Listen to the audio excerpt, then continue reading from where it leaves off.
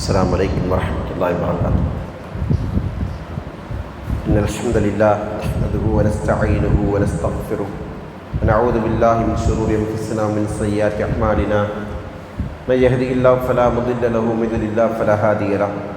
وأشهد أن لا إله إلا الله وحده لا شريك له وأشهد أن محمدا عبده ورسوله. أما بعد فقد قال الله تعالى في القرآن العظيم الفرقان المجيد: فأعوذ بالله من الشيطان الرجيم. بسم الله الرحمن الرحيم.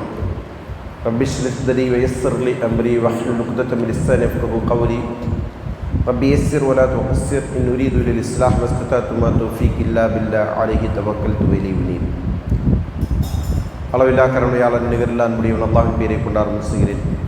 அல்லாஹ்வின் சாந்தியும் சமாதானம் நபிகள் நாயகம் ஸல்லல்லாஹு அலைஹி வஸல்லம் அவர்கள் மீதும், அவர்களுடைய வழிமுறையை பின்பற்றி வாழ்ந்த உத்தம சஹாபாக்கள், தாபீன்கள், தபா தாபீன்கள், ஐம்மாக்கள், இன்னும் நல்லடியார்கள் அனைவரும் மீதும், குறிப்பாக அல்லாஹ்வுடைய இல்லத்தில் உஸூல் சுன்னா என்கிற பாடத்தை படிப்பதற்காக வேண்டி அதில் இருந்து கொண்டிருக்கின்ற சுன்னாவுடைய வழிகாட்டுதலை அறிந்து கொள்வதற்காக வேண்டி இங்கே வந்து அமர்ந்திருக்கின்ற நம் அனைவர் மீதும் ரஹ்மான் அல்லாஹ்வின் கருணையும் கிருபையும் நிலவட்டும் என்கிற பிரார்த்தனையோடு ஆரம்பிச்சுக்கிறேன். அன்புக்குரிய தெரிவி சகோதரர்களே, உஸூல் சுன்னா என்பது இமாம் அஹ்மது பின் அம்பல் ஹம்பல் அவர்கள் தொகுத்த ஒரு நூல். இமாம் அவருடைய நூலை சில அறிஞருடைய விளக்க உரையோடு நாம் படித்து வருகிறோம். கடந்த அமர்வில் இமாம் அவர்கள் சொன்ன முதல் செய்தி, உஸூல் சுன்னத்தி இந்தனா அத்தமஸ்ஸுக் பிமா கான் அலைஹி அஸ்ஹாபு ரசூலுல்லாஹி ஸல்லல்லாஹு அலைஹி வஸல்லம் வல் இக்திதாஉ பிஹி. தான் முதல் அடிப்படையாக ஒரு சொன்னது. நம்மிடத்தில் சுன்னாவிற்கான அடிப்படைகள் என்னவென்றால், நபி ஸல்லல்லாஹு அலைஹி வஸல்லமுடைய தோழர்கள், அதாவது சஹாபாக்கள் எதனை பற்றி பிடித்து கொண்டிருந்தார்களோ அதை பற்றி கொண்டிருப்பதும் அவர்களை முன்மாதிரியாக கொள்வதும் தான் என்று முதலாவது அடிப்படையை அவர் சொன்னார். அவருடைய தொடர்ச்சியாக சொல்கிறார்கள், தரக்குல் பிதாய் வக்குல்லு பித்அத்தின் வலாலா. இரண்டாவது அதை தொடர்ந்து சொல்லக்கூடிய செய்தி என்னன்னு சொன்னால், தரக்குல் பிதஅத்துகளை விட்டு விடுவது. ஏனென்றால் வக்குல்லு பித்அத்தின் வலாலா, பிதஅத்துகள் அனைத்துமே வழிகேடு. இந்த இடத்தில் நாம் இதான் இமாம் அவர்கள் சொல்லக்கூடிய வாசகம், பிதஅத்துகளை விட்டு விட வேண்டும். யார் சுன்னாவை பற்றி கொண்டிருக்கிறார்களோ, சஹாபாக்களை முன்மாதிரியாக கொள்கிறார்களோ, அவர்கள் என்ன செய்யக்கூடாது? பிதஅத்துகளை பின்பற்றக்கூடாது, பிதஅத்துகளை கைவிட்டு விட வேண்டும். அதே போன்று பிதஅத்துகள் என்று சொன்னால் எப்படிப்பட்டது என்றால், எல்லா பிதஅத்துகளும் வழிகேடு. இதுதான் பிதஅத்துடைய அடிப்படை. இந்த இடத்தில் நாம் பிதஅத் என்றால் என்ன என்பதை அறிந்து கொள்ள வேண்டும். பிதஅத் என்றால் என்ன?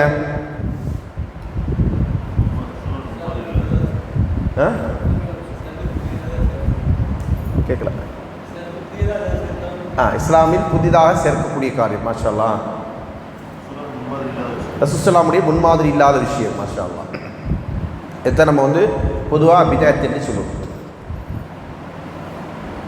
ரசூலுல்லாஹ்வுடைய முன்மாதிரி இல்லாத விஷயம் அப்படின்னா அது எதிலெல்லாம் அடங்கும் அப்படின்னு கேட்டிங்கன்னா, தீனுடைய விஷயமா துனியாவுடைய விஷயமா?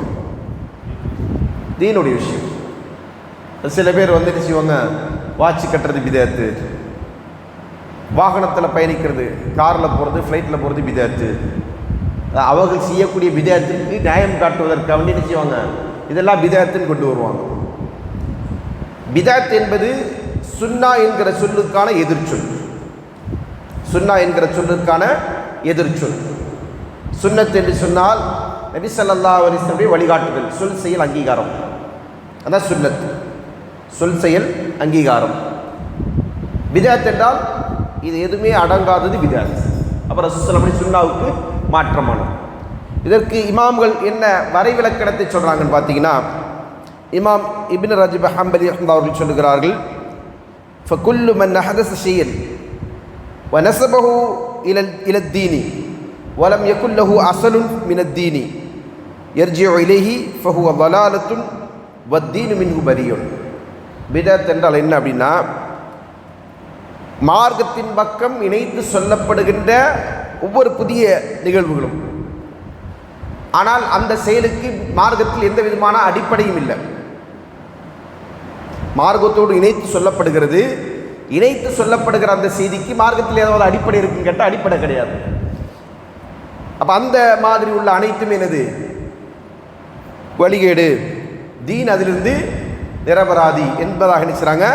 இமாம் இப்னு ரஜப் ஹம்பலி ரஹ்மத்துல்லாஹி அவர்கள் அவருடைய ஜாமில் உலூம் வல் ஹிகம் என்கிற நூலிலே என்ன செய்கிறாங்க சொல்லி காட்டுறாங்க. அதே போன்று மேலும் சொன்னார்கள், வல் முராத் பில் பிதஅத்தி மா உஹதிஸ மிம்மா லா அஸ்ல லஹு ஃபி ஷரியா.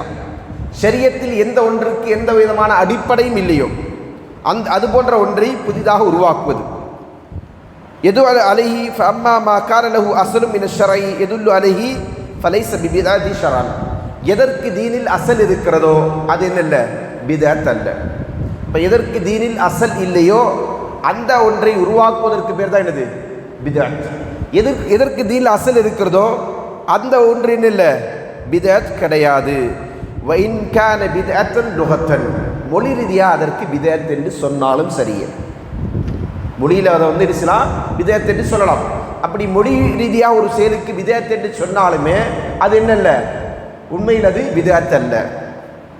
இந்த ஒரு வரைவிலக்கணத்தில் தான் நீங்கள் புரிந்து கொள்ளணும். உமர் ரலியல்லாஹுடைய காலகட்டத்தில் உமர் ரலியல்லாஹுடைய காலகட்டம் வரையிலும் கூட தராவீஹ் தொழுகை ஜமாத்தா தொழுகின்ற வழக்கம் இல்லை இல்லையா? தராவீஹ் தொழுகை ஜமாத்தா இரவில் தொழக்கூடிய வழக்கம் இல்லை. உமர் ரலியல்லாஹு அவர்கள் என்ன செய்கிறாங்க, மக்கள் எல்லாம் மஸ்ஜிதில் தனித்தனியாக பல இமாமுக்கு பின்னாடி தொழுது கொண்டு இருக்கிற அந்த நிலையை பார்க்குறாங்க. அவங்க சொல்கிறாங்க, நீங்கள் எல்லாரும் செய்யலாம், ஒரு இமாமுக்கு கீழே எல்லாரும் ஒன்றா நின்று தொழுதா என்ன அப்படின்னு கேட்குறாங்க. அதன் அடிப்படையில் என்ன செய்கிறாங்க, தமீமுத்தாரி ரலியல்லாஹு அன்ஹு அவர்களை இமாமா நியமித்து அவர்களுக்கு பின்னாடி எல்லாரும் என்ன செய்யுங்க, இவரை பின்தொடர்ந்து தொழுங்க என்கிற ஒரு வழிகாட்டுதலை சொல்கிறாங்க. சொல்லிட்டு அதோடு சேர்ந்து உமர் அவர்கள் தொழுதார்களா? தொழுகலை.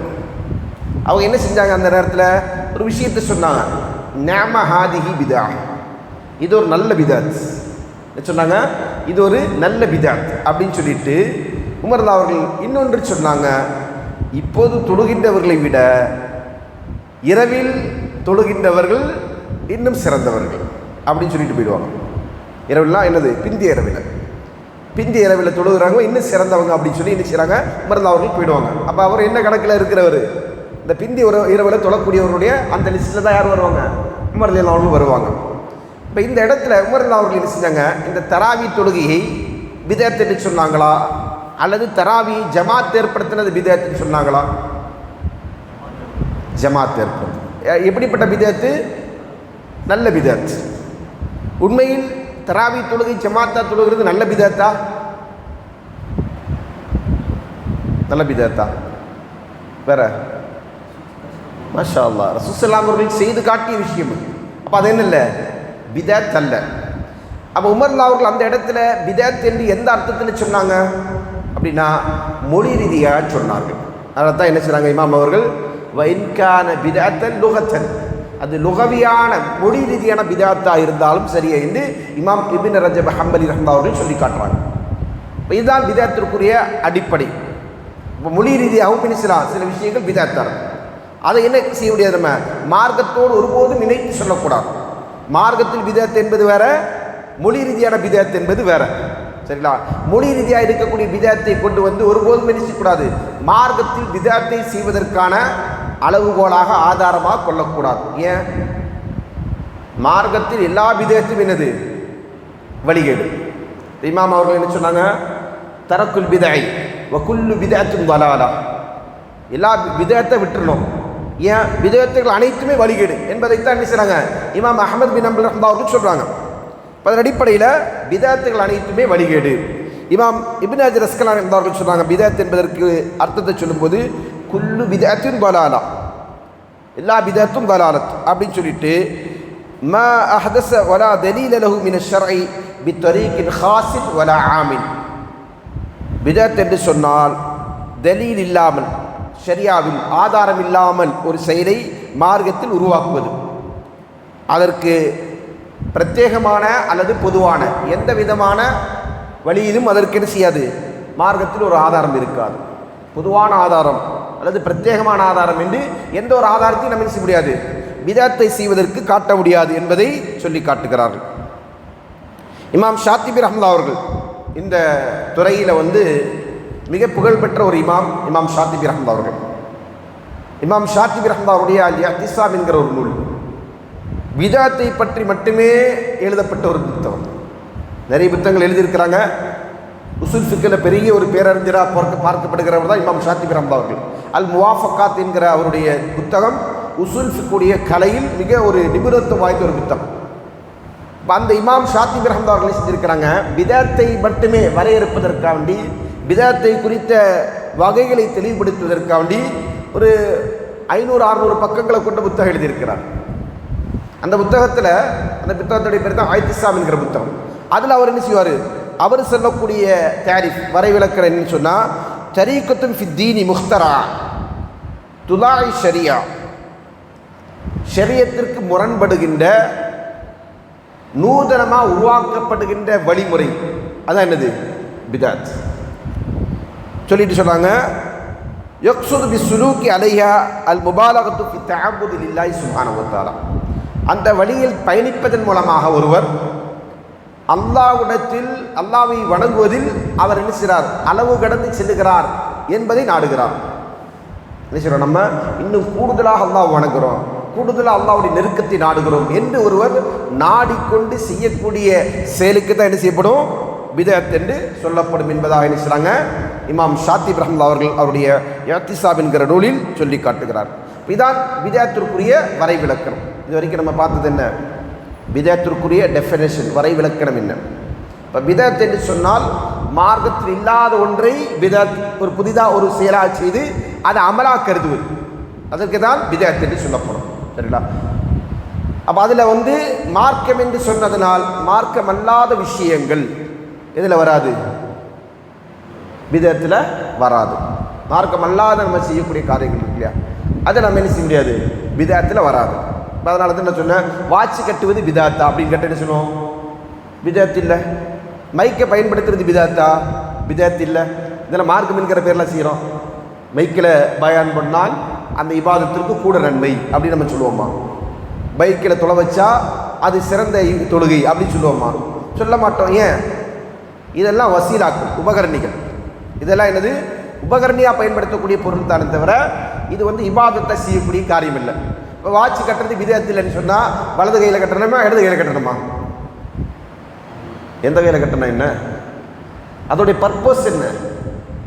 அதோடைய பர்பஸ் என்ன? அது நிறைவேறுதா? அதற்கு நம்ம பயன்படுத்துகிறோம். அது ஒரு இபாதத்தாக அமலாக நினைத்து நம்ம எது செய்வதில்லை, செய்வது கிடையாது, செய்யவும் கூடாது.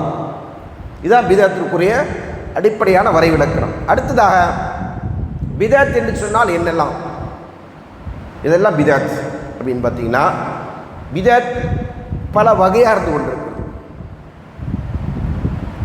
முதலாவது பிதஅத்துல் இஅ்திகாதியா, கொள்கை சார்ந்த பிதஅத்.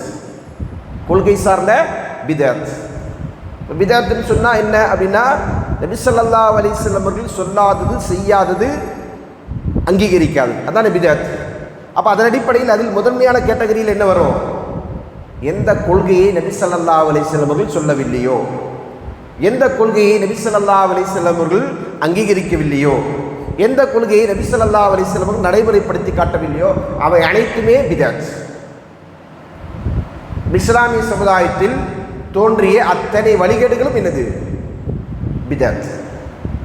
முதலாவது தோன்றிய வழிகேடு என்ன, ஹவாரிஜ். மாஷா அல்லாஹ், ஹவாரிஜ்கள் தான் இஸ்லாமிய சமுதாயத்தில் உருவெடுத்த முதல் வழிகட்ட கூட்டம். அந்த வழிகட்ட கூட்டம் எந்த கூட்டம்? அது பிதஅத்தான கூட்டம். அவங்க கொள்கை சார்ந்த பிதஅத்தை உருவாக்கியவர்கள். என்ன பிதஅத்தை உருவாக்குனாங்க? கொள்கை சார்ந்த பிதஅத்தை உருவாக்கியவர்கள். அவருடைய கொள்கையில் என்ன புதுசு இருக்குது அப்படின்னு கேட்டிங்கன்னா என்னது, நிறைய விஷயங்களை நம்ம சொல்லலாம். அவர்களை பற்றி பரவலாக எல்லாருக்கும் அறிந்திருக்கக்கூடிய ஒரு விஷயம் என்னன்னு சொன்னால், தக்ஃபீருல் முர்தகிபில் கபீரா, பெரும்பாவம் செய்யக்கூடியவனை காஃபிர் என்று சொல்லுவாங்க. பெரும்பாவம் செய்யக்கூடியவன் என்ன சொல்லுவாங்க, காஃபிர்னு சொல்லுவாங்க. பெரும்பாவம் செய்யக்கூடியவன் யாரு? பாவி தான். மாஷா அல்லாஹ், அவன் காஃபிர் கிடையாது, அவன் முஸ்லீம் தான், முஸ்லீமா இருந்து கொண்டு ஒருவன் பெரும்பாவம் செய்தால் அவனுடைய ஹுக்கும் என்ன? அவன் பாவி. அவனுடைய நிலை அல்லாஹ்விடத்தில் இருக்கிறது. தஹ்த மஷியத்தில்லா. அவன் நாளைக்கு சொர்க்கம் போவானா நரகம் போவானா அப்படிங்கிறத நம்ம என்ன சொல்லுவோம்? அது தீர்மானிக்கிறது யாரு? அல்லாஹ் தீர்மானிப்பான். அல்லாஹ்வின் நாட்டத்தின் கீழ் இருக்கிறான். அல்லாஹ் நாடினால் அவனை என்ன செய்வான்? மன்னிப்பான். அல்லாஹ் நாடினால் தண்டிப்பான். ஏன்னா அல்லாஹ் தஆலா சொல்லி இருக்கிறான், இன்னல்லாஹ் லா யக்ஃபிரு யுஷ்ரக பிஹி வ யக்ஃபிரு மா தூன ذلك லிமன் யஷா. அல்லாஹ் தனக்கு இணை கற்பிப்பதை ஒருபோதும் மன்னிக்க மாட்டான். அதற்கு கீழ்நிலை இருந்து கொண்டிருக்கிற பாவங்களை தன் நாடுகின்றவர்களுக்கு மன்னிப்பான் என்று சொல்றான். அப்ப அல்லாஹ்வுடைய நாட்டத்தின் கீழ் அவள் இருக்கிறான். இதான் முர்தகிபுல் கபீராவை பற்றி, பெரும்பாவம் செய்யக்கூடியவனை பற்றி அஹ்லு சுன்னாவுடைய நம்பிக்கை, சஹாபாக்குடைய கொள்கை, ரசூலுல்லாஹ் அவர்கள் சொல்லி காட்டிய கொள்கை. இப்போ இதற்கு மாற்றமான ஒரு சித்தாந்தத்தை உருவாக்கியவங்க தான் யாரு? ஹவாரிஜிகள். அதே போன்று ஹுரூஜ் அலல் ஹுக்காமில் முஸ்லிமின், முஸ்லீம் ஆட்சியாளர்களுக்கு எதிராக கிளர்ச்சி செய்வது. அதனால தான் கிளர்ச்சியாளர்கள் ஹவாரிஜ் என்றால் அதற்கு என்ன அர்த்தம்? கிளர்ச்சி செய்யக்கூடியவர்கள் என்றுதான் அதற்கு அர்த்தம். ஹவாரிஜ் என்ன அர்த்தம்? கிளர்ச்சியாளர்கள். ஹாரிஜ் என்பதுடைய பன்மை சொல்லுதான் ஹவாரிஜ். ஹாரிஜ் என்பது ஒருமை, ஹவாரிஜ் என்பது பன்மை. அப்போ ஹவாரிஜிகள் யாரு? முதல் பிதஅத்வாதிகள். அதற்கடுத்ததாக இந்த சமுதாயத்தில் தோன்றிய வழிகாடர்கள் ஷியாக்கள். ஷியாக்கள் யாரு? அவங்களும் பிதஅத்வாதிகள். ஷியாக்கள் என்ன பிதஅத்தை சொன்னாங்க? மாஷா அல்லாஹ், நபி ஸல்லல்லாஹு அலைஹி வஸல்லம் அவர்களுக்கு அடுத்தபடியாக இந்த உம்மத்தில் முதன்மையான அங்கீகாரம், முதன்மையான அந்தஸ்து யாருக்கு? அலி ரலியல்லாஹு அன்ஹு. இதை சொன்னதுனாலே அவங்க பிதஅத்வாதியா? இதை சொன்னதுனால அவங்க பிதஅத்வாதியா? இல்லை, அது அதாவது ஷியாக்களை பொறுத்த வரைக்கும் நீங்கள் அதில் நிறைய குரூப்ஸை பார்க்கலாம். ஷியாக்களில் நிறைய குரூப் இருக்குது. சரிங்களா? இஸ்னாஷரியா இருக்குது, இஸ்மாயிலியா இருக்குது, ராஃபிதாக்கள் இருக்குது. சரிங்களா? இப்படி கராமித்தாக்கள் இருக்காங்க. எக்கச்சக்கமான குரூப் இருக்குது. அதில் ஒரு குரூப்புடைய நம்பிக்கை தான் நீங்கள் சொல்லக்கூடியவங்க. அவர்கள் எல்லாருமே காஃபிர் என்று சொன்னவங்க. ரசூலுல்லாஹ் அவர்கள் அலி ரலியல்லாஹு அவர்களுக்கு கிடைக்க வேண்டிய நுபுவத்தை தட்டி பறித்து அவர் நபி ஆயிட்டார் இப்படின்னு சொல்லக்கூடியவனு ஷியாக்கள் இருக்கிறான். அந்த கூட்டத்தை அவங்களே காஃபின்னு சொல்லுவாங்க. சரிங்களா? அவங்கள வந்து நடுநிலையாளர்கள் இருக்கிறாங்க இல்லையா, அவங்க இவங்களை வரம்பு மீறியவங்கன்னு சொல்லி ஒதுக்கிடுவாங்க. அதல்லாத எல்லா ஷியாக்களும் சொல்லப்போனால் ஆரம்பமாக ஷியா உருவாகும் போது எந்த சித்தாந்தத்தின் அடிப்படையில் உருவாங்கன்னு சொன்னால் இதுதான். அலி ரலியல்லாஹு அவர்களுக்கு தான் முதல் மரியாதை. அலி ரலியல்லாஹு தான் யாரை வரணும்? ஹலீஃபாவாக வரணும் ரசூலுல்லாஹ் அவர்களுக்கு அடுத்தபடியாக. அந்த உரிமையை அபூபக்கர் அவர்களும் உமர் அவர்களும் தட்டி பறித்தார்கள் என்பதான் அவருடைய வாதம். இதை சொன்னால் இது பிதஅத்தா? இது பிதஅத்தா பிதஅத் இல்லையா? பிதஅத். எப்படி இது பிதஅத்னு சொன்னீங்க? மாஷா அல்லாஹ். நபி ஸல்லல்லாஹு அலைஹி வஸல்லம் அவர்கள் தனக்கு அடுத்தபடியாக யார் என்றை அடையாளப்படுத்தினாங்களா இல்லையா? அபூபக்கர் அவர்கள். அதே போல் சஹாபாக்களுடைய இஜ்மா என்ன? நாங்கள் இந்த உம்மத்தில் முதன் நபராக யாரை கண்டோம்? அபூபக்கர் அவர்களை கண்டோம். இரண்டாவது உமர் அவர்களை கண்டோம். மூன்றாவது உஸ்மான் ரலியல்லாஹு அவர்களை கண்டோம். பிறகு நாங்கள் எல்லாருமே சரி சமந்தான். மற்றவங்களாம் யாரையும் செய்ய மாட்டோம். யாரையும் வேறுபடுத்தியெல்லாம் பார்க்க மாட்டோம். பெரிய ஆள் இவர், சிறிய ஆள் அப்படிலாம் பார்க்க மாட்டோம். எல்லாரையும் ஒரே மாதிரி தான் பார்ப்போம். அதுலேயும் வித்தியாசங்கள் இருக்குது. இது வந்து இப்போ நான் சொன்னது இப்னு மர்தாவுடைய கூட்டு. இப்னு மர்தா அவர்கள் சொல்கிறாங்க, நாங்கள் என்ன செஞ்சோம்? அல்லாஹ்வின் தூதருக்கு அடுத்தபடியாக அபூபக்கர் அவர்களை கண்டோம். அபூபக்கர் அவர்களுக்கு அடுத்தபடியாக உமர் அவர்களை கண்டோம். உமர் அவர்களுக்கு அடுத்தபடியாக உஸ்மான். அதுக்கு பின்னாடி எல்லாரும் என்ன செய்வோம்? ஏறத்தாலும் ஒரே கேட்டகரி தான். ஏன்னா எல்லாருமே அந்த மாதிரி தான் வயதாலும் அந்தஸ்தாலும் சிறந்தவர்களாக இருந்தாங்க. ஆனால் மார்க்கத்தில் பல விதமாக அவங்களை என்ன செய்யப்பட்டிருக்கு? வேறுபடுத்தப்பட்டிருக்கு. அஷரத்துல் முபஷரா, சொர்க்கத்திற்கு என்று நன்மாரம் சொல்லப்பட்டிருக்கிற 10 சஹாபாக்கள். அதற்கு அடுத்தபடியாக வந்து பத்ர் போரில் கலந்து கொண்டவர்கள். அதற்கு அடுத்தபடியாக உஹது போரில் கலந்து கொண்டவங்க, ஹிஜரத்தில் முந்தி வந்தவங்க, பிந்தி வந்தவங்க, அன்சாரிகளில் மூத்தவர்கள். இப்படி என்ன செய்யப்பட்டிருக்கு? பல கேட்டகரி அவங்களுக்குள்ள இருக்குது. இதை பற்றி இமாம் அவர்கள் என்ன செஞ்சுருக்கிறாங்க? ஒரு புத்தகத்தை எழுதியிருக்கிறாங்க, ஃபலாயிலு ஸஹாபா. இமாம் அஹ்மத் இப்னு ஹம்பல் அவர்கள் என்ன செஞ்சுருக்கிறாங்க? ஃபலாயிலு சஹாபா, சஹாபாக்களுடைய சிறப்புகள் என்கிற பேரில் ஒரு புத்தகத்தை எழுதியிருக்கிறாங்க. சரிங்களா?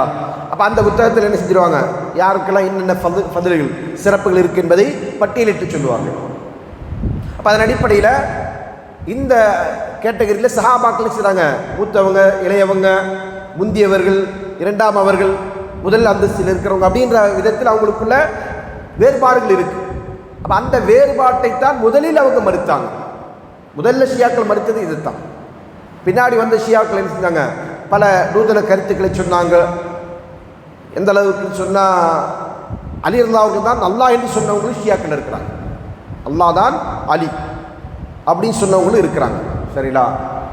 இந்த அளவுக்குன்னா அலி ரலியல்லாஹு அவர்கள் அவருக்கான உலூஹியத்தை வாதித்ததுனால அந்த கூட்டத்தார் என்ன செய்வாங்க, நெருப்பிட்டு பொசுக்குவதற்கு முயற்சிப்பார். நெருப்பு கொளுத்தி எல்லாத்தையும் தூக்கி எறிஞ்சு நெருப்பில் போட்டு சாவடிக்கணும்னு நினைப்பாங்க. அப்போ அதை இப்னு அப்பாஸ் சொல்லுவாங்க, தடுப்பாங்க. என்னன்னு சொல்லிட்டு, அல்லாஹ்வை தவிர வேறு யாருக்கும் நெருப்பால் ஒரு உயிரினத்தை தண்டிப்பதற்கான உரிமை இல்லை என்று அல்லாஹ்வின் தூதர் ஸல்லல்லாஹு அலைஹி வஸல்லம் சொன்னாங்க. அதில் இன்னொரு கொடுமை என்னென்னா, இந்த வாதத்தை சொன்ன ஷியா இருக்கா இல்லையா, இந்த வாதத்தை சொன்னவன் நீங்கள் தான் அல்லாஹ் அப்படின்னு சொல்லிட்டு இதை செய்யும்போது அவன் என்ன சொன்னான், அதை நீங்கள் இப்போ நெருப்பில் போட்டு கொள்றீங்களே, நீங்கள் தான் அல்லாஹ் அப்படின்னா அப்படியே என்ன செய்யறான். அதுக்கு அவன் அவனுடைய வாதத்துக்கு நியாயம் கற்பிச்சான். இப்படி உள்ள ஷியாக்களும் இருக்கிறான். சமுதாயத்தில் பெரிய ஒரு வழிகேடு தான் என்னது, ஷியாக்கள். ஏன்னா ஷியாக்கள் தோற்றுவிக்கப்பட்டது யூதனால். அப்துல்லா இப்னு சபா என்று சொல்லக்கூடிய யூதன் தான் ஷியாயிசம் என்கிற கோட்பாடை மொத்தமாக உருவாக்கியவன். அவனில் தான் என்ன செய்யப்படுது, ஷியா என்கிற அந்த ஒரு கொள்கை உருவெடுத்து வருகிறது. அப்போ இது என்னது, பிதாத். அவங்கள நிறைய பிதத் இருக்கு. அப்துல்லா இப்னு சபா, அப்துல்லா இப்னு சபா அவனுடைய பேர். அடுத்ததாக இஸ்லாமிய சமுதாயத்தில் தோன்றிய பிதத் என்ன அப்படின்னு சொன்னால், முஅத்தஸிலாக்கள். முஅத்தஸிலாக்கள் யாரு? வாசில் பின் அத்தா, வாசில் பின் அத்தா என்பவருடைய சிந்தனையில் உருவான கூட்டம் தான் முஅத்தஸிலாக்கள். இவங்க ஆரம்பத்தில் என்ன கொள்கை சொன்னாங்க அப்படின்னா, மன்சிலத்தும் பைனல் மன்சிலத்தைன், அதாவது பெரும்பாவம் செய்தவன் யாரு, ஹவாரிஜுடைய பார்வையில் யாரு, காஃபிர். அஹ்லு சுன்னாவுடைய பார்வையில் யாரு, அவன் பாவி. அவனை பாவி என்று நான் ஏற்றுக்க மாட்டேன், காஃபிர்னு சொல்ல மாட்டேன்.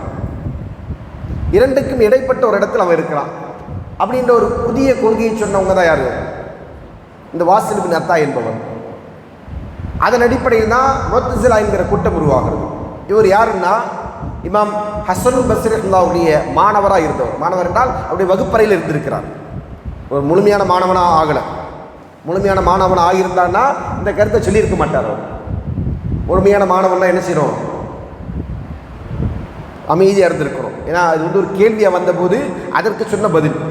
இமாம் ஹஸன் பஸ்ரி அவர்கள் பாடம் நடத்தி கொண்டிருக்கிற போது ஒரு கேள்வி கேட்பதற்காக என்ன செய்கிறாங்க, இமாம் இடத்துல கேட்குறாங்க, பெரும்பாவம் செய்யக்கூடியவனை ஒரு கூட்டம் காஃபிர் என்று சொல்லுகிறது, இன்னொரு கூட்டம் அவனை பாவின்னு சொல்கிறது, உண்மையில் அவங்க யாரு அப்படின்னு கேட்கும்போதுதான் இமாம் அவர்கள் பதில் சொல்கிறதுக்கு முன்னாடி இவர் என்ன செய்கிறாரு, இவர் சொல்கிறாரு, இன்னஹு மன்சிலத்தும் பைனல் மன்சிலத்தை, அவன் ரெண்டு கட்டானாக இருக்கிறான், காஃபிரும் அல்ல முஸ்லீமும் அல்ல. பைனல் மன்சிலத்தின்னு அர்த்தம், அவன் காஃபிரும் கிடையாது முஸ்லீமும் கிடையாது, இடைப்பட்ட நிலையில் இருக்கிறான் அப்படின்ற ஒரு வாதத்தை அவர் சொல்லுவார். இதை சொன்ன போது தான் என்ன செய்கிறாங்க, இமாம் ஹஸன் பஸ்ரி ரஹ்மத்துல்லாஹி சொன்னாங்க, யத்தஸில அன்னா வாசில் பின் அத்தா, வாசில் பின் அத்தா என்பவர் நம்மை விட்டு விலகி சென்றார், நம்மை விட்டு விலகி சென்றார் அப்படின்னு என்ன அர்த்தம், நாம் சொல்லக்கூடிய கொள்கையிலிருந்து அவர் தடம் போடுறார், புதிய கொள்கை சொல்கிறார். அது இஸ்லாமுடைய கொள்கை அல்ல, அஹ்லு சுன்னாவுடைய கொள்கை அல்ல என்பதனால் அதை மறுக்கிறார். சரி, அதை சொன்ன போதாவது அவர் திருந்திருந்தார்னா, நான் சொன்னதில் என்ன தவறு இருக்குது அல்லது என்ன திருத்துங்க அப்படின்னு சொல்லி வந்திருந்தாங்கன்னா அது பண்பு. அவர் அதை செய்யலை. அவர் என்ன செஞ்சார், தனியாக மக்களுக்கு கல்வியை கொடுக்க ஆரம்பித்தார். இத்திசால் என்கிற அந்த கொள்கையை மக்களுக்கு மத்தியில் பரப்ப ஆரம்பித்தார். முஅத்தஸிலா என்கிற கொள்கையை பரப்ப ஆரம்பித்தார். அதிலிருந்து தான் என்னது முஅத்தஸிலாக்கள் உருவானாங்க. அதற்கு பின்னாடி என்ன செஞ்சுட்டாங்க அவங்க அப்படின்னா, குர்ஆனையும் சுன்னாவையும் அறிவோடு வரிசை பார்க்க ஆரம்பித்தாங்க. முஅத்தஸிலாவுடைய கொள்கை என்ன, குர்ஆனாக இருந்தாலும் சரி சுன்னாவாக இருந்தாலும் சரி அறிவோடு வரிசை பார்க்கணும், அறிவிற்கு பொருந்தி வந்தால் அதை ஏற்றுக்கொள்ளணும். இப்போ குர்ஆன் அதில் என்ன செய்வாங்கன்னா, குர்ஆனில் வந்து அறிவுக்கு பொருந்தக்கூடிய வசனங்களுக்கு அப்படியே பொருள் எடுத்துக்குவாங்க. பொருந்தாத வசனங்களுக்கு என்ன செய்வாங்க? மாற்று விளக்கம் சொல்லுவாங்க. என்ன செய்வாங்க? மாற்று விளக்கம் சொல்லுவாங்க. உதாரணமாக மூசா அலைஹிஸ்ஸலாம் அவர்களுக்கு அல்லாஹ் தஆலா செஞ்சான், கைத்தடியை கொடுத்தான். அந்த கைத்தடியை கொண்டு அவர் என்ன செஞ்சார்? பாறை அடித்தார். இன்ஃபஜரத் மின்ஹா இஸ்னா அஷ்ரத்த ஒயினா, அப்படி தானே? 12 நீரூற்றுகள் அங்கிருந்து புறப்பட்டது இல்லையா? அப்போ அந்த இடத்துல அவங்க என்ன சொல்லுவாங்கன்னா, அது 12 நீரூற்றுகள் ஆல்ரெடி இருக்குது. அந்த நீரூற்றில் என்ன செய்யப்பட்டிருக்கு? இவர் வந்து அந்த கம்பை கொண்டு ஓட்டையை போட்டார், பாறையில் அடித்தார், பாறையிலேருந்து நீரூற்று வந்தது என்று குர்ஆன் சொல்லுகிறது. இவங்க அதை எப்படி விளக்குவாங்க? ஆல்ரெடி அங்கே 12 நீரூற்று இருக்குது. அந்த நீரூற்றை வந்து என்ன செய்கிறாரு? கொம்பை வச்சு இவர் குத்தி குத்தி அடையாளப்படுத்தினார். எப்படி இருக்குது இது? வந்து அறிவின் அடிப்படையில் செய்வோம். ஏன்னா இதை வந்து நாத்திகன் மறுக்க மாட்டான். இந்த வாதம் சொன்னால் நாத்திகன் என்ன செய்வான்? கரெக்டு தானே, என்ன இருக்குது, ஏற்றுட்டு போயிடுவோம். அது போன்று என்ன செய்வாங்க? அவங்க எல்லாரும் காம்ப்ரமைஸ் பண்ணுற மாதிரியான ஒரு விளக்கத்தை கொடுத்துருவாங்க. கடல் அடித்தானா கடல் அடிக்கலை, கடலுக்கு பக்கத்தில் அடித்தார் அப்படின்ற மாதிரி என்ன செய்வாங்க? எல்லாத்துக்கும் மாற்று விளக்கம். இது போன்று இதெல்லாம் வந்து சராசரி அறிவால் புரிந்து கொள்ள முடியாதோ அது போன்ற விஷயங்களுக்கெல்லாம் விளக்கம் கொடுத்துருவாங்க. குர்ஆன் வசனமாக இருந்தால். ஹதீஸாக இருந்தால் என்ன செய்வாங்க?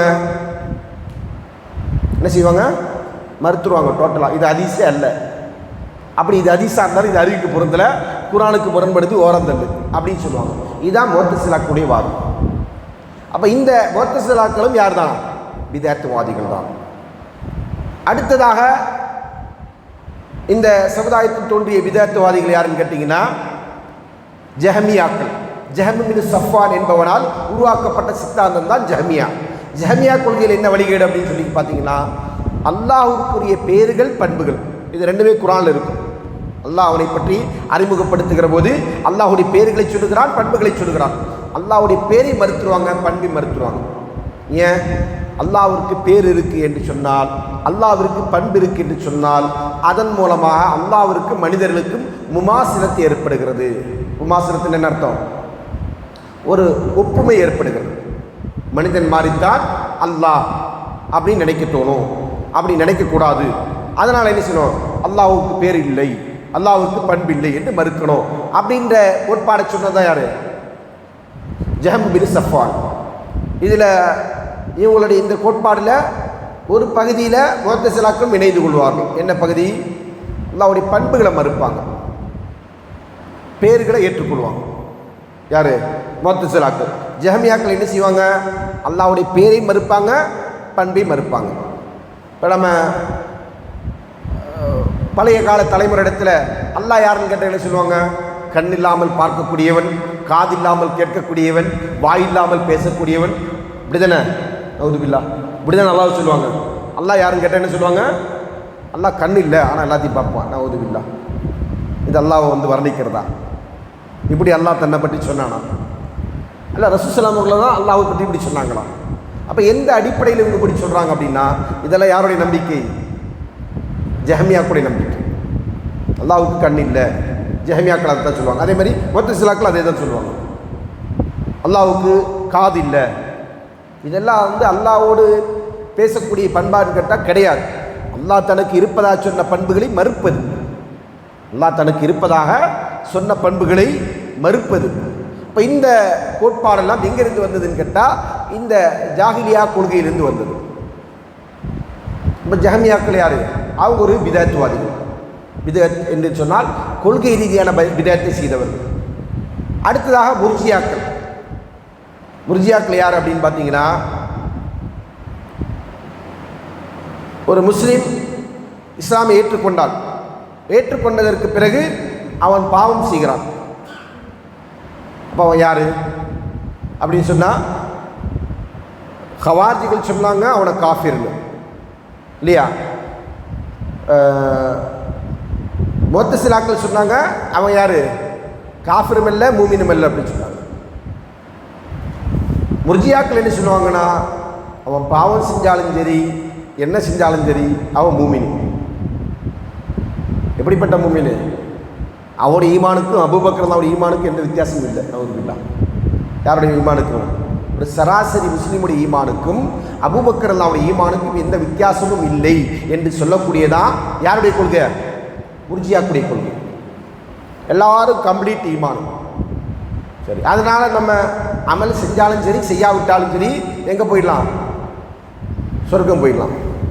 ஏன்? அதான் லா இலாஹ இல்லல்லாஹ் சொன்னவங்களுக்கு சொர்க்கம் சொல்கிறாங்களே ரசூலுல்லாஹ், அதை மட்டும் தான் பிடிச்சிப்பாங்க. அதுக்கு முன்னாடி பின்னாடி எதுவுமே வேண்டாம் அவங்களுக்கு. லா இலாஹ இல்லல்லாஹ் சொன்னவங்களுக்கு சொர்க்கம் என்று ரசூலுல்லாஹ் சொல்லிட்டாங்க. அதனால் லா இலாஹ இல்லல்லாஹ் சொல்லிட்டானா அவன் யார்?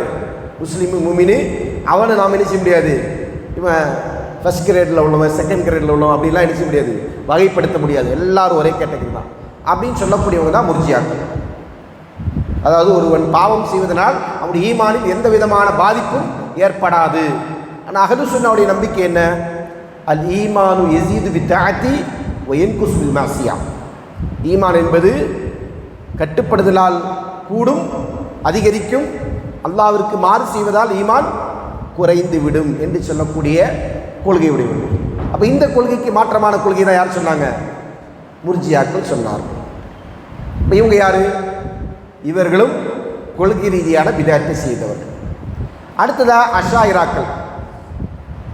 அஷ்அரி என்று சொல்லக்கூடிய இமாம் அபுல் ஹசன் அஷ்அரி ரஹ்மத்துல்லாஹி அவர்கள், இமாம் அபுல் ஹசன் அஷ்அரி ரஹ்மத்துல்லாஹி அவர்கள் அவருடைய வழி வந்தவர்கள் என்று சொல்லக்கூடியவங்க தான் இந்த அஷாயிராக்கள். நம்மளை சுற்றி பெரும்பான்மை யாருண்டா அஷாயிராக்கள் தான். நம்மளை சுற்றி பெரும்பான்மை யார்? அஷாயிராக்களும் சூஃபியாக்களும் தான் இருப்பாங்க. சரிங்களா? இமாம் அபுல் ஹசன் அஷ்அரி ரஹ்மத்துல்லாஹி அவர்கள் ஹிஜ்ரி 260 பிறந்தார். எப்போ பிறந்தார்? ஹிஜ்ரி 260 பிறந்தார். சரிங்களா? அவர் அரியல் ஜுபாயி என்று சொல்லக்கூடிய ஒரு முஅத்தஸிலியால் வளர்க்கப்பட்டார்.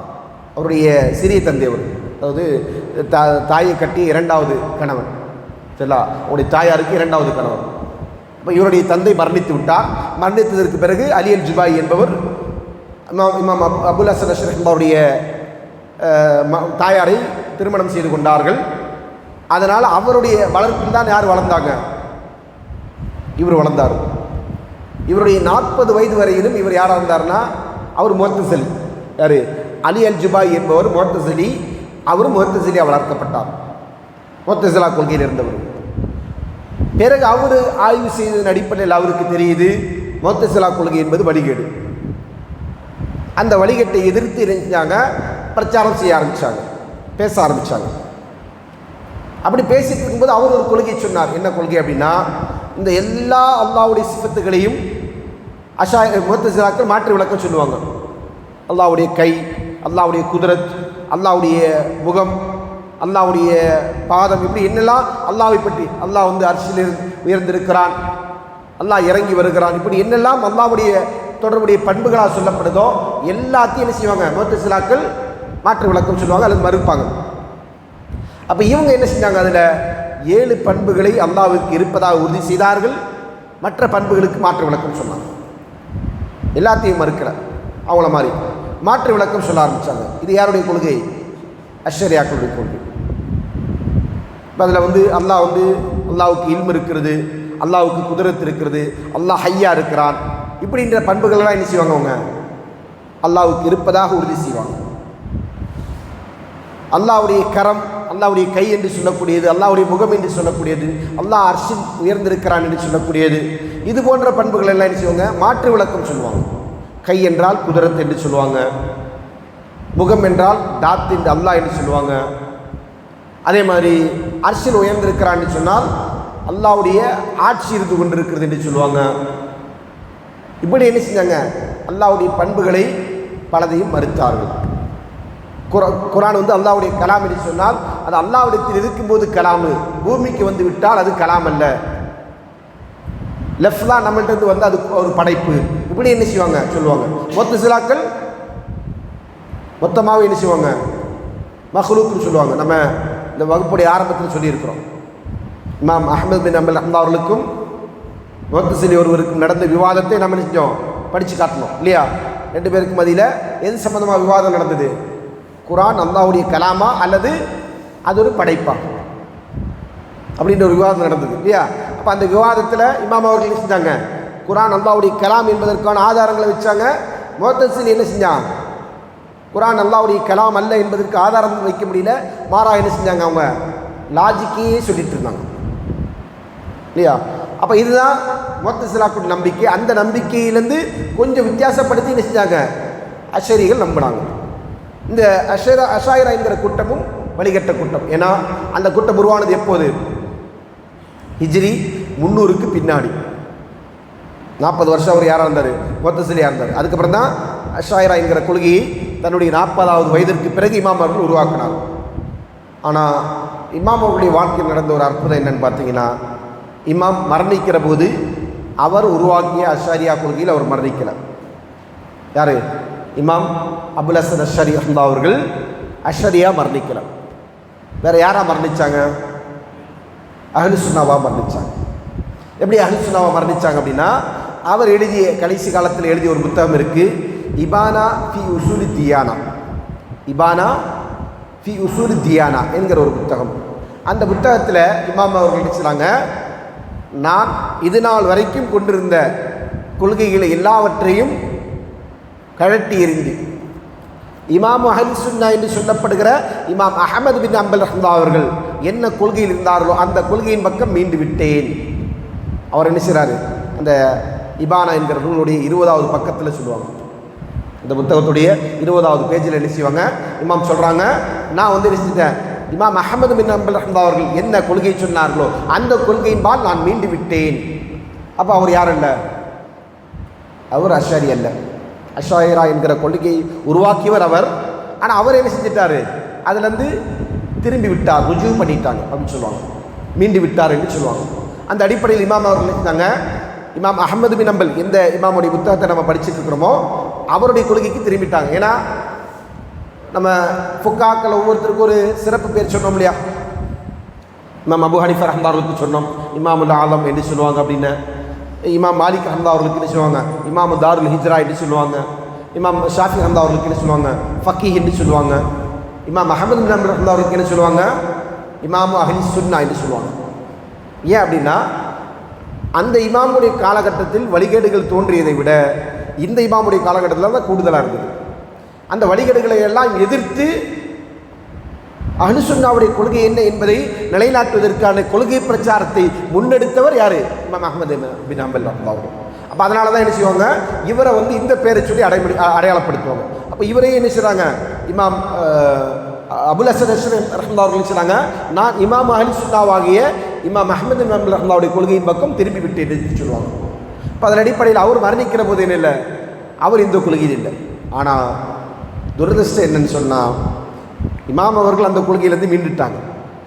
அந்த கொள்கையை கற்றுக்கொண்டவர்கள் என்ன செஞ்சுட்டாங்க? அதுதான் சரி என்று இமாம் பாக்கிலானி போன்றவர்கள், இமாம் ராசி, அபு ஹாத்திம் இல்லை, ராசி இல்லை, இங்கே ஃபஹ்ருதீன் ராசி, மஃபாத்தியுல் கைப் என்கிற தஃப்சீர் நூலை எழுதியவர், தஃப்சீருல் கபீர் என்கிற பேரில் மஃபாத்தியுல் கைப் 2 பேர் இருக்குது அந்த தஃப்சீர் கிதாப். அந்த கிதாப் எழுதிய இமாம் ஃபஹ்ருதீன் ராசி, இமாம் பாக்கிலானி, இமாம் ஜுவைனி, இந்த அறிஞர்களை என்ன செஞ்சிட்டாங்க? இந்த கொள்கையை அப்படியே பற்றி பிடித்தாங்க. எந்த கொள்கையை? இமாம் சொன்ன கொள்கையை சொல்லிட்டு பெரிய ஒரு அபாண்டம் என்னென்னா, இமாம் வழித்தவர் செல்லுதான்னு சொல்லிட்டாங்க. யார் அந்த கொள்கையை உருவாக்கி அவங்களுக்கு சொன்னாங்களோ அந்த இமாம் யாராயிட்டார்? வழிகட்டு போயிட்டார். அதனால் அவர் சொன்ன கருத்தெல்லாம் கரெக்டு தான், ஆனால் அவர் தான் இப்போ என்ன செஞ்சிட்டாரு? வழிகட்டு போயிட்டார் அப்படின்னு சொல்லி இன்றைக்கி நம்ம தமிழ்நாட்டில் இருக்கு இல்லையா, ஒரு முத்தசிலா கூட்டம் உருவாக்கின முத்தசிலி அவர் வழிகட்டு போயிட்டார், ஆனால் நாங்களாம் என்ன செய்கிறோம்? அதே கொள்கையில் இன்னும் ஸ்டடியாக இருக்கிறோம் அப்படின்னு சொல்லி இருக்கிறாங்களே, அதே ஒரு நிலை இமாம் அவர்களுக்கு ஏற்பட்டது. அதனால் இமாம் அபுல் ஹசன் அஷ்ஷரி ரஹ்மத்துல்லாஹி அவர்கள் அவர் வந்து கடைசி காலத்தில் நினைச்சிட்டார், நேர்வழிக்கு வந்தார், அஹ்லு சுன்னாவுடைய கொள்கையில் தான் அவர் மரணித்தார். அதனால் அவரை என்ன செய்வோம்? நம்ம இமாம் அஹ்லு சுன்னா கூடிய இமாம்களில் ஒருவராக தான் பார்ப்போம். ஆனால் அவருடைய கொள்கை சார்ந்த விஷயங்கள் என்ன செய்யல, இந்த இபானா ஃபி உசூல் தியானா என்கிற புத்தகமும் மக்காலத்துல் இஸ்லாமியின் என்கிற புத்தகம் தானே தவிர மற்ற புத்தகங்களாக என்ன செய்யல எதுவுமே நமக்கு கிடைக்கிறதா இல்லை, அவைலபிள் இல்லை. ஒருவேளை அதெல்லாம் தான் அவருடைய வழிகட்ட கருத்துக்களை தாங்கி இருக்கிற புத்தகங்களாக கூட இருந்திருக்கலாம். சரிங்களா? அப்போ இந்த அஷாயிரா என்கிற கொள்கையும் என்னது? வழிகட்ட கொள்கை. இவங்களை யார்? கொள்கை ரீதியான பிதஅத்துகளை உருவாக்கியவர்கள். அதற்கு அடுத்த அப்படியா கடைசியாக இவங்களை மட்டும் சொல்லிக்கிறேன். இன்னும் நிறைய இருக்குது சொல்கிறதுக்கு. ஆனால் பிரபலமாக இருக்கக்கூடிய கூட்டங்களை மட்டும் நான் அடையாளப்படுத்தியிருக்கிறேன். சூஃபியாக்கள் என்று சொல்லக்கூடியவங்க, தசவுஃப் கொள்கை. இந்த கொள்கையை பற்றி இமாம் ஷாஃபி ரஹ்மத்துல்லாஹி சொன்ன ரொம்ப ஒரு பிரபலமான வாசகம் இருக்குது. இமாம் பைஹக்கி ரஹ்மத்துல்லாஹி அவர்கள் நினைச்சாங்க, மனாக்கிப் இமாம் ஷாஃபி என்கிற ஒரு புத்தகத்தில் நினைச்சாங்க. இமாம் பைஹக்கி ரஹ்மத்துல்லாஹி அவர்கள் பதிவு செய்கிறாங்க. என்ன சொல்லி, காலையில் ஒருத்தனை சூஃபி ஆகிட்டா நீ மாலைக்குள்ளே அவனை என்ன செய்யலாம், பைத்தியக்காரனாக பார்ப்ப அப்படின்ட்டாங்க. அதான் சூஃபியா கொள்கை. சிம்பிளாக சொன்னா இமாம் ஷாஃபி ரஹ்மத்துல்லாஹுடைய வாசகத்தை தான் எடுத்துக்கணும், அதுக்கு இரவலாக எடுத்துக்கொள்ளணும். இப்போ இதுதான் சூஃபி கொள்கை. தசவுஃப் என்பது என்னது, மார்க்கத்தில் அவர்கள் என்ன செய்யுது, ஒரு பற்றற்ற நிலை என்று சொல்லி உருவாக்க ஆரம்பித்து அது என்ன செய்யுது, ஆடல் பாடல் கச்சேரி என்று மெய்ஞானம் என்று அதற்கு சொல்லுவாங்க. அதில் வந்து பார்த்திங்கன்னா நக்ஷபந்தியா, ஷாதுலியா, சிஸ்தியா அப்படின்னு சொல்லி என்ன செய்வாங்க, ஜீசானியா, இப்படி பல தரிக்காக்கள் இருக்குது. இதெல்லாம் ஷியா, இது வந்து சூஃபியாக்குடைய வழிமுறைகள். இப்போ இந்த சூஃபிச கொள்கை என்பதும் வழிகட்ட சித்தாந்தம். இவங்களை என்ன சில குர்ஆனையும் சுன்னாவையும் சஹாபாக்கள் புரிந்தது போன்று புரியவில்லை. நேர்வழிக்கான அளவுகள் என்ன அப்படின்றத நம்ம சொன்னோம் கடந்த அமர்வில். என்ன சொன்னோம், குர்ஆனையும் சுன்னாவையும் எப்படி புரியணும், சஹாபாக்கள் புரிந்தது போன்று புரியணும். சஹாபாக்களுக்கு அடுத்தபடியா தாபீன்கள், தாபீன்களுக்கு அடுத்தபடியா தபவு தாபீன்கள், தபவு தாபீன்களுக்கு அடுத்தபடியா இமாம்கள், நேர்வழியில் இருந்த இமாம்கள். அப்போ இவங்களுக்கு மாற்றமாக குர்ஆனையும் சுன்னாவையும் ஒருவர் புரிந்து அதன் அடிப்படையில் ஒரு விளக்கம் சொல்கிறார் என்று சொன்னால் அவர் யார், பிதஅத்வாதி. அவர் பிதஅத்வாதி என்பதில் எந்த விதமான சந்தேகமும் இல்லை. இப்போ இதான் அளவுகோல், சரிங்களா? இப்போ இந்த அளவுகோல் கொண்டு நின்று கொண்டு தான் என்ன செய்யணும், நம்ம பிதஅத்தை பார்க்கணும். இப்போ இவ்வளோ நேரம் நம்ம சொன்னது எந்த பிதஅத்து, கொள்கை சார்ந்த பிதஅத். அடுத்ததாக கொள்கைக்கு அப்பாற்பட்ட பிதஅத்துகள் இருக்கா, இருக்கு. அதற்கு என்ன சொல்லுவாங்க, பிதா அமலியா அப்படின்னு சொல்லுவாங்க. இது வரைக்கும் சொன்னது பிதஅத்துல் இஅ்திகாதியா, இரண்டாவது பிதா அமலியா. இன்ஷா அல்லாஹ் பிதா அமலியாவை பற்றி நம்ம நினைச்சலாம் அடுத்த வகுப்பில் பார்க்கலாம், சரிங்களா? இதே வகுப்பில் எல்லாமே சொல்ல வேண்டியது இல்லை. அதனால் இன்ஷா அல்லாஹ் பிதா அமலியா, அமல் சார்ந்த பிதஅத்துகள் எது அப்படின்றத பற்றிய விளக்கத்தை இன்ஷா அல்லாஹ் நம்ம வரக்கூடிய வகுப்பில் பார்ப்போம். இப்போ இதில் ஏதாவது சொல்லப்பட்ட செய்திகள் ஏதாவது சந்தேகம் இருந்தால் இன்ஷா அல்லாஹ் கேளுங்க, நம்ம தெளிவுபடுத்தும்.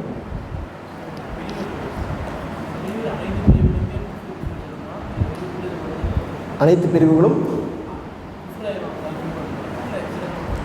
அதாவது சகோதரர் என்ன கேட்குறாரு அப்படின்னா, இந்த பிரிவினைகள் எல்லாம் இருக்கு இல்லையா, இவை அனைத்துமே குஃப்ர் ஆகுமா, இதில் ஏதாவது ஒன்று பின்பற்றினா அது நிராகரிப்பாகுமா என்று கேட்குறாங்க. பொதுவாக வந்து அல்லாஹ்வின் தூதர் ஸல்லல்லாஹு அலைஹி வஸல்லம் சொன்ன ஒரு செய்தி, இஃப்தரக்கத் பனி இஸ்ராயில் சின்தம் வ சபஈன மில்லா வ தஃப்தரிக் உம்மத்தி ஸலாஸும் வ சபஈன மில்லா குல்லுஹும் ஃபின்னார் இல்லா மில்லா வாஹிதா. சஹாபாக்கள் கேட்குறாங்க, மாஹி யா ரசூலுல்லாஹ், அதாவது பனி இஸ்ராயில் சமுதாயம் 72 கூட்டமாக பிரிந்தது, என்னுடைய உம்மத்தினர்கள் 73 கூட்டமாக பிரிவார்கள், எல்லோரும் நரகம் செல்வார்கள் ஒரு கூட்டத்தாரை தவிர. இப்போ சஹாபாக்கள் கேட்குறாங்க, மாஹி யா ரசூலுல்லாஹ், அந்த ஒரு கூட்டம் இது அல்லாஹ்வின் தூதர் அவர்களே. அப்போ ரசூல் ஸல்லல்லாஹு அலைஹி வஸல்லம் சொன்னாங்க, மா அன அலைஹி வ அஸ்ஹாபி, நானும் என்னுடைய தோழர்களும் எந்த வழிமுறையில் இருக்க கண்டீர்களோ அந்த வழிமுறையில் இருக்கக்கூடியவர்கள். அவங்க தான் யார், சொர்க்கம் செல்லக்கூடியவர்கள் அஹ்லுஸ் சுன்னாவினர்கள். மற்றவர்களாக யார், அஹ்லுல் பித்ஆவினர்கள். அஹ்லுல் பித்ஆவினர்கள் எங்கே போவாங்கன்னா நரகம் தான் செல்வாங்க, அதில் மாற்று கருத்து இல்லை. அஹ்லுல் பித்ஆவினர்கள் அனைவருமே குஃபார்களா அப்படின்னு கேட்டால் கிடையாது. எல்லாருமே குஃபார்களா என்று கேட்டால் கிடையாது.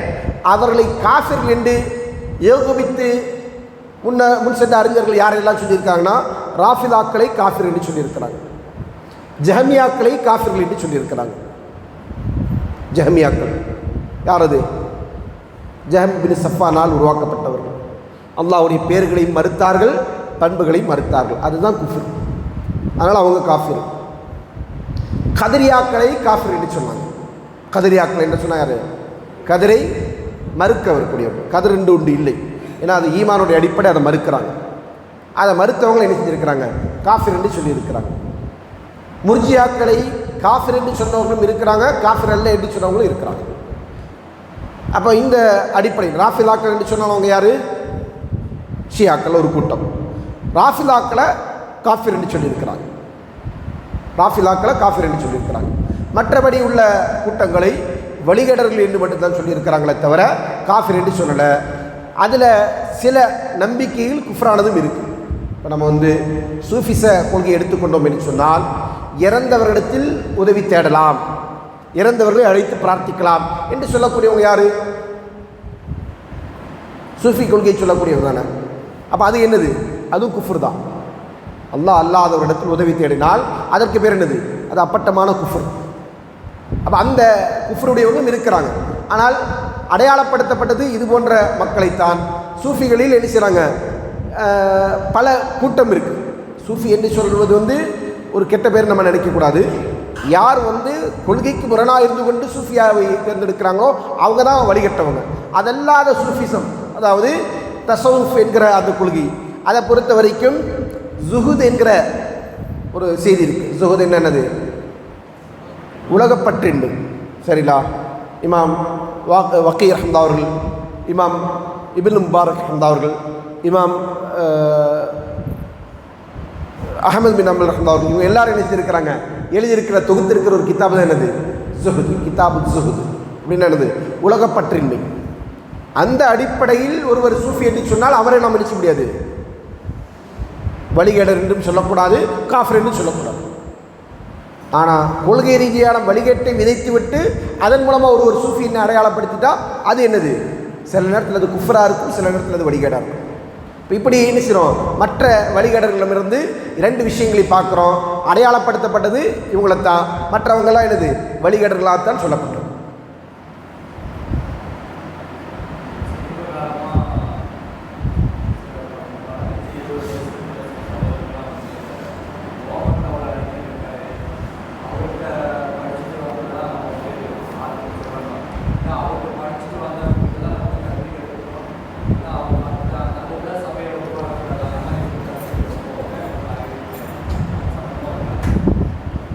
நம்ம பாடத்துக்கு சம்மந்தம் இல்லாதது, சரி இருந்தாலும் தெளிவுபடுத்தி வச்சிடலாம். ஓமன் சொல்லலை, அவங்க யமன் சொல்லியிருக்கிறாங்க. சரிங்களா? அதாவது இன்றைக்கு சமூகத்தில் இருக்கக்கூடிய தாவா களத்தில் இருந்து கொண்டிருக்கிற ஒரு ஃபித்னா என்ன அப்படின்னு சொன்னால், சில இளைஞர்கள் அவர் சொன்ன மாதிரி சில வாலிபர்கள் என்ன செய்கிறாங்கன்னா யமனுக்கு போகிறாங்க. இங்கேருந்து யமனுக்கு போயிட்டு அங்கே போய் படிச்சுட்டு வராங்க. அங்கேயும் முழுமையாக படிச்சுட்டு வராங்களாம் கிடையாது. 1 வருஷம் 2 வருஷம் இருந்துட்டு வந்துடுறாங்க. வந்துட்டு என்ன செய்கிறாங்க? யமனில் இருக்கக்கூடிய அறிஞர்கிட்ட தான் கல்வி இருக்கணும். ஏன்னா ரசூலுல்லாஹ் சொன்னாங்க, அல் ஹிக்மத்து யமானியா. சரிங்களா? அல் இல்முல் யமானி வல் ஹிக்மத்து யமானியா. அப்போது அந்த யமனில் இருக்கக்கூடியவங்கள்ட்ட போய் தான் என்ன செய்யணும்? கல்வி கற்கணும். அதனால் அவங்கள்ட்ட கல்வி படித்தவங்க தான் மார்க்கம் சொல்வதற்கு தகுதி என்றெல்லாம் என்ன செய்வாங்க? ஒரு பரப்புரை சொல்கிறாங்க. இது அவங்களுடைய அறியாமை. மார்க்கத்தை சொல்வதற்கான அளவுகோல் என்ன அப்படின்னு சொன்னால், ஒருவர் மார்க்கத்தை கற்றிருக்கணும். அதில் எந்த விதமான மாற்று கருத்தும் இல்லை. முறையாக அக்கீதாவையும் மன்ஹஜையும் ஃபிக்ஹையும் ஒரு அறிஞரிடமிருந்து கற்றுக்கொண்டால் தான் அவர் என்ன செய்ய முடியும்? அந்த கல்வியை சொல்ல முடியும். அதை சொல்லுவதற்கு யமனுக்கு தான் போடணும்னு கிடையாது. யமனில் போனால் தான் கிடையாது. எங்கே போனாலுமே, மதீனாவுக்கு போனாலும் அது நடக்கும். மதீனாவில் என்ன செய்கிறாங்க? சரியான கல்வியை சுமந்த அறிஞர்கள் இருக்கிறாங்க. மக்காவுக்கு போனாலும் நடக்கும், குவைத்துக்கு போனாலும் நடக்கும். எங்கெல்லாம் அந்த சரியான கொள்கையின் அடிப்படை, இப்போ நம்ம சொன்ன மார்க்கத்தை புரிந்து கொள்வதற்கான அளவுகோல் சொன்னோம் இல்லையா? சஹாபாக்குடைய புரிதலை அடிப்படையாக கொண்டு, தாபீன்கள் தாபீன்கள் என்கிற அந்த நேர்வழியில் இருந்த மக்களுடைய புரிதலை அடிப்படையாக கொண்டு எங்கே இந்த கல்வி கொடுக்கப்படுகிறதோ அங்கே சென்று கற்றுக்கொண்டால் அவங்க யார்? அவங்க கல்வி சொல்வதற்கு தகுதியானவங்க. சரிங்களா? அதெல்லாமல் யமனுக்கு போய் அவங்களே அப்படி சொல்கிறது கிடையாது. அதான் ஒரு பெரிய வேடிக்கை. யமனில் இருக்கக்கூடிய ஒரு அறிஞர்கிட்ட நாம் கேட்குறோம், யமனுக்கு கல்வி கற்பத வேண்டும் என்று சிலர் படையெடுத்து வர்றாங்க அப்படின்னு சொன்னால், அவர் சொல்கிறாரு, அப்படி யாரும் இங்கே வர வேண்டாம், இங்கே உள்ள சூழ்நிலை சரியில்லை, ஆபத்தான சூழ்நிலையில் நாங்கள் இருந்துட்டுருக்கிறோம். இதை யமனில் உள்ள அறிஞர் சொல்லக்கூடிய பதில். அப்போ இது என்னது? ஒரு விதமான மூர்க்கத்தனமான போக்கு. மார்க்கத்தை சரியாக புரியாமல் உலுவு ஃபித்தீன் என்று சொல்லுவாங்க இல்லையா? மார்க்கத்தில் வரம்பு மீறுதல். இந்த வரம்பு மீறுதலான போகக்கூடியவர்களிடத்தில் இது போன்ற சித்தாந்தங்கள் உருவாகும். அவங்க என்ன செய்கிறாங்க? இப்படிப்பட்ட ஒரு பரப்புரையை சொல்லிட்டு இருக்கிறாங்க. அதற்கு எந்த விதமான அடிப்படையும் இல்லை, ஆதாரமும் இல்லை. சரிங்களா? இன்னும் சொல்ல போனால் அவங்க என்ன செய்வாங்க? நம்ம நாட்டில் இருக்கிற யாருமே அறிஞரை ஏற்றுக்கவும் மாட்டாங்க. அதான் அவங்களுடைய பெரிய ஒரு ஃபித்னா. நம்ம கூட இருக்கக்கூடிய ஷேக் கமாலுதீன் மதனியாக இருக்கட்டும், அதே போன்று நம்ம ஷேக் அப்துல்சலாம் மதனியாக இருக்கட்டும், ஷேக் அனீசுர் ரஹ்மான் மதனியாக இருக்கட்டும், இவங்க யாருமே யாரும் இல்லை, கல்வியாளர்கள் கிடையாது. அப்போ என்னது? இதை இந்த சில ப்ராடக்ட்டுக்கான மார்க்கெட்டிங் மாதிரி எங்களுக்கு இங்கே மட்டும்தான் கிளை இருக்குது, வேற எங்கேயும் கிளை இல்லை அப்படின்னு சொல்கிற மாதிரியான ஒரு சித்தாந்தம். அது அவருடைய அறியாமை.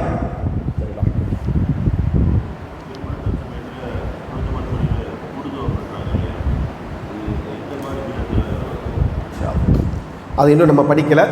அதாவது கூட்டு துவா என்பது எந்த விதத்தில் வரும்னு கேட்குறாரு. அதை பற்றி இன்னும் நம்ம படிக்கலை. சரிங்களா? அதான் அடுத்த பாடத்தில் நம்ம படிக்க இருக்கோம். வேறு ஏதாவது கேள்வி இருக்குங்களா? சுப்ஹானக்கல்லாஹும்ம வ பிஹம்திக அஷ்ஹது அல்லா இலாஹா இல்லா அன்த அஸ்தக்ஃபிருக வ அத்தூபு இலைக்.